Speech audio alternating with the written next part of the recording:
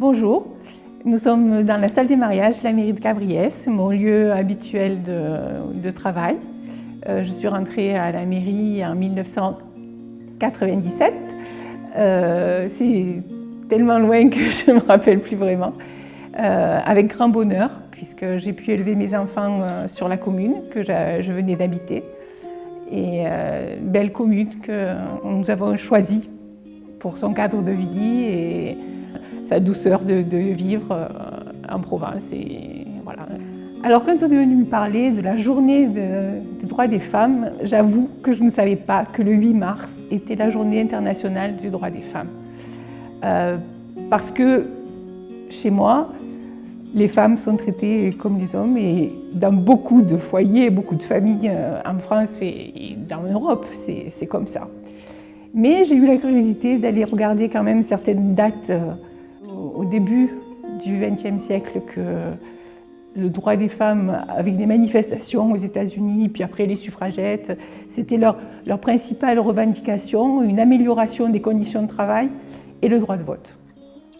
Je me suis aperçue aussi avec effarement que c'était en 1965 qu'une femme pouvait travailler sans l'autorisation de son mari, ouvrir un compte bancaire sans l'autorisation de son mari.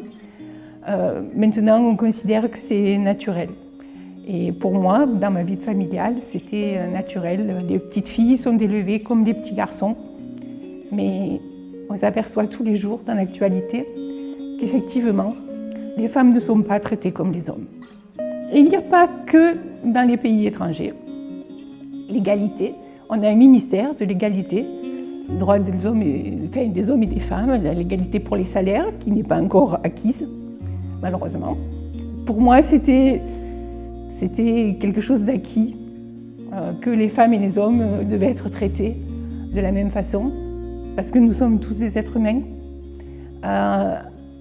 Donc j'ai regardé un petit peu cette année quel était l'objet de la journée des droits des femmes. Et cette année, c'est la journée internationale de la femme, le 8 mars, qui célèbre les avancées du droit de la femme. Et le thème est l'égalité aujourd'hui pour un avenir durable. Donc on a besoin de tout le monde pour un avenir durable.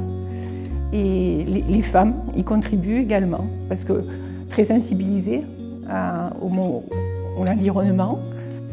Et on s'aperçoit malheureusement qu'il faut légiférer pour que les choses avancent. Ce n'est pas dans la nature humaine de se préserver et de respecter les autres. La culture d'une égalité et du respect mutuel. Et c'est sur ce thème-là que je voudrais finir. Parce que égalité homme-femme, c'est bien. La journée des droits de la femme, puisqu'il faut des droits et il faut légiférer pour conserver ces droits, c'est très bien. Mais moi, ce qui m'intéresse, c'est le respect de la personne. Et que tous les hommes et toutes les femmes ont droit d'être traités de la même façon.